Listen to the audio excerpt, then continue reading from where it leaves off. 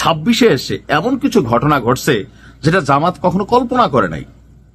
এই যে ধরেন এইবার যে জামাত যে অ্যালায়েন্স করছে, এলডিপিতে থাকা কর্নেল অলি, বীর বিক্রম, মুক্তিযোদ্ধারা জামাতে জয়েন করবে, এটা একটা অস্বাভাবিক বিষয় ছিল না? অকল্পনীয় ছিল না?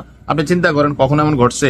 ঘটে নাই। কারণ মুক্তিযুদ্ধে জামাতের অবস্থান বিতর্কিত ছিল, তাদেরকে নিয়ে সারা বাংলাদেশ আজকের দিন পর্যন্ত এটার বোঝা তারা টানতেছে। কিন্তু 2026-এ এসে কেন মুক্তিযোদ্ধারা পর্যন্ত জামাতের আইডিয়ালিজম বিশ্বাস করতে? সেটা হচ্ছে কর্মে। যে গেল সময়টাতে তারা তাদের কর্ম দ্বারা এমন কিছু প্রমাণিত করে ফেলছে যে মুক্তিযোদ্ধারা পর্যন্ত তাদের দলে যাচ্ছে। যে 1971-এ আমাদের মুক্তিযোদ্ধাদের একটা বড় লড়াই করতে হয়েছে এই তৎকালীন প্রেক্ষাপটে যারা জামাতের নেতারা ছিলেন বা কর্মীরা ছিলেন তাদের বিরুদ্ধে। আবার দেখেন, আমি গেল কয়েকদিন দেখলাম হাতিয়ায় এনসিপির যে হান্নান মাসুদ, তার এলাকায় 4 থেকে 500 বিএনপির নেতাকর্মী এনসিপিতে ঢুকে গেছে। মানে বিএনপি থেকে